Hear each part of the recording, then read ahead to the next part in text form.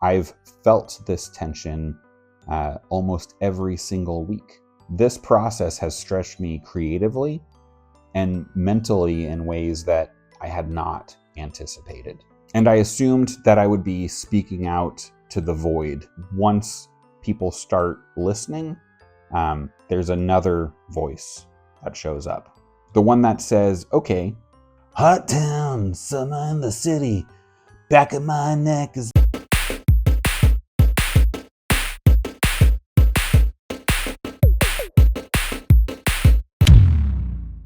Hey collectors, welcome back to the workshop. So this week marks 6 months since I hit upload on my very first YouTube video. And I did this with no clear strategy. I had no specific niche in mind and not that much confidence, quite the opposite, to tell the truth. But I just had my camera on my phone and a few shelves filled with things that I love, and a thought, which was that maybe someone else out there cares about this random stuff too. And that led me to think that I was starting a channel. But what I actually started is much bigger than that. It's a conversation. All right, so when I started, it was just as an outlet. Okay, I wanted a place where I could talk about boutique films and books and retro video games and music. The things that fill up my shelves and honestly take up way too much space in my brain. And I assumed that I would be speaking out to the void when I got started, right? Kind of like in the movies when they send out that signal into space and it takes years before a message pings back. But something unexpected actually happened, which is that people actually responded quickly. You responded quickly.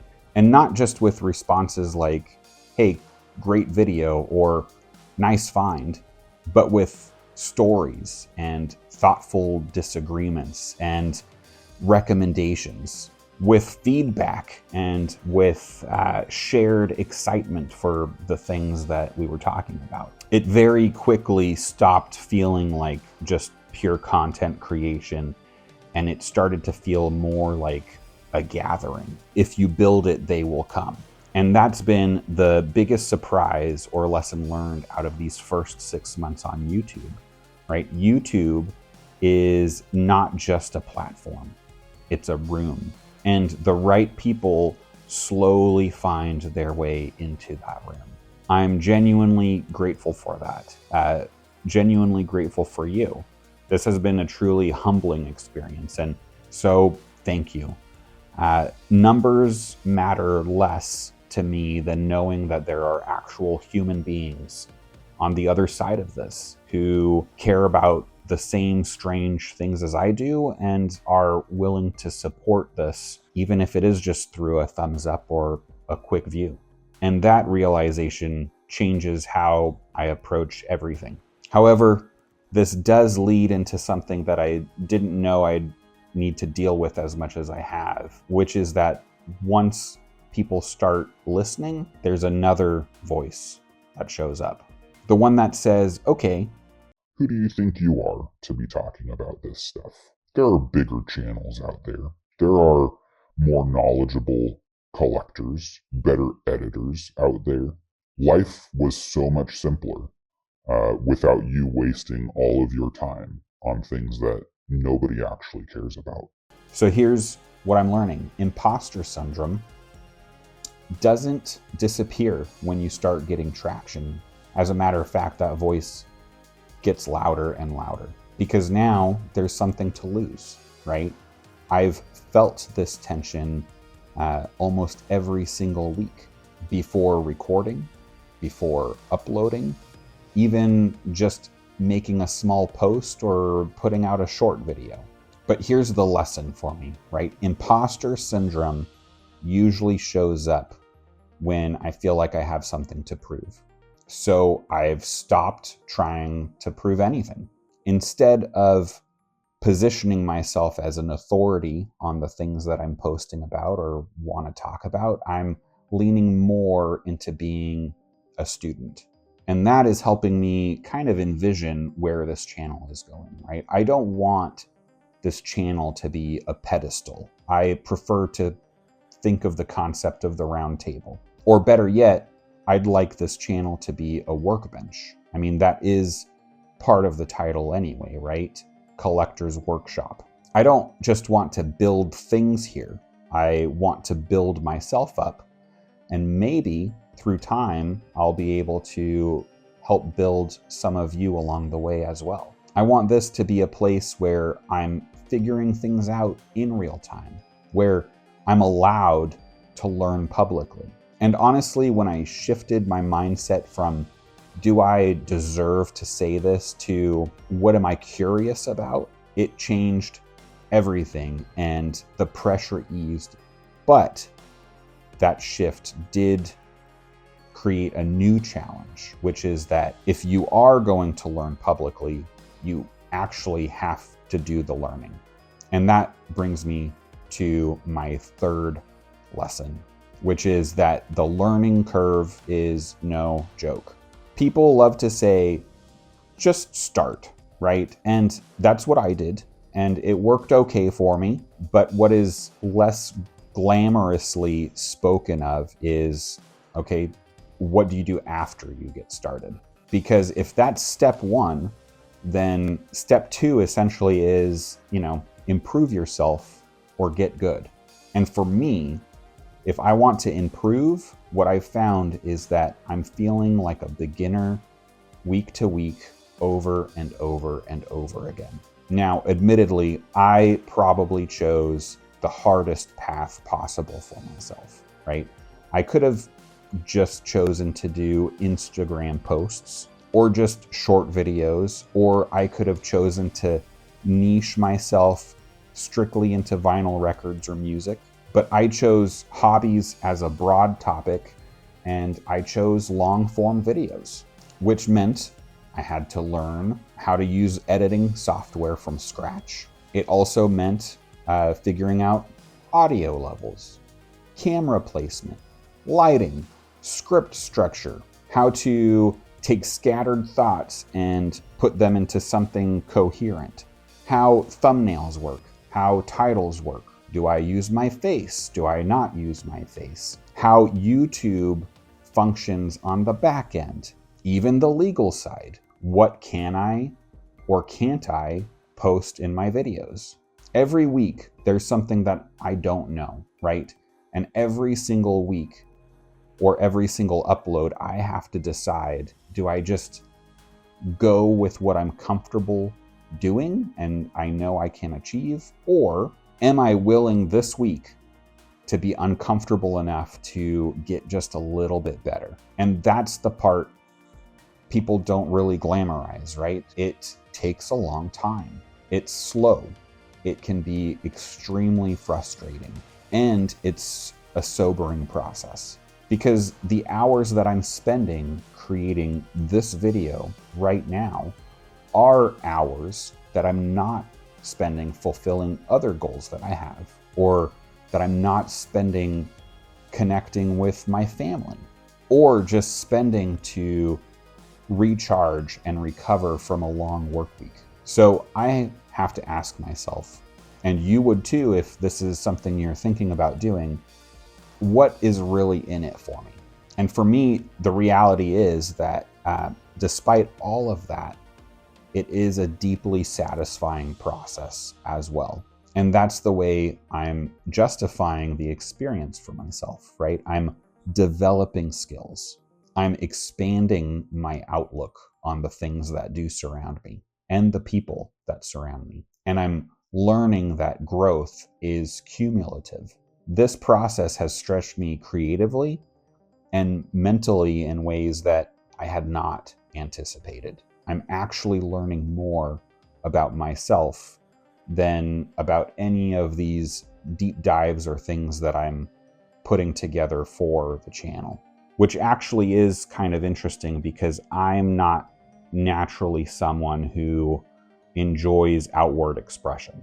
You see, I am an introvert, and I've discovered that YouTube is a very interesting place for us introverts. It's kind of perfect, actually, in many ways, because you get the space that you need, you get time to think, you get to refine your words instead of responding immediately.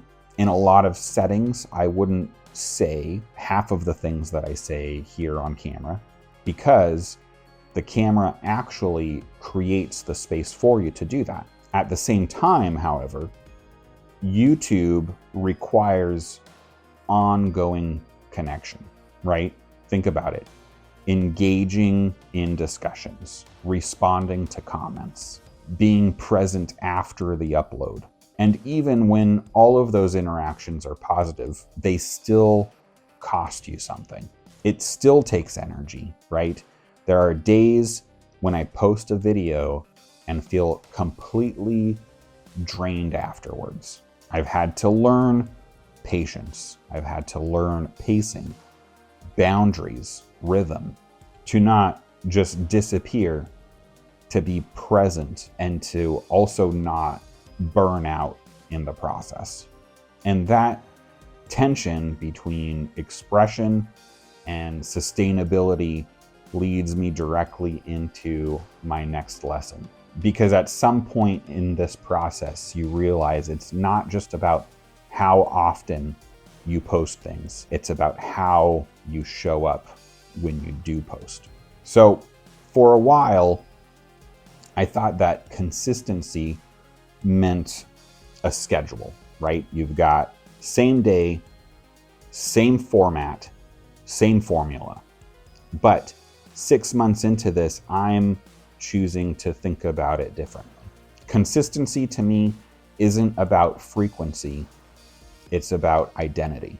Am I showing up as the same person every time? Am I making things because they matter to me, or just because I think they'll perform? And so, admittedly, the first 6 months on YouTube felt a lot like just throwing mud at the wall, right? And seeing what would stick. Movies, 4K reviews, book reviews, short content, unboxings, woodworking, experimentation.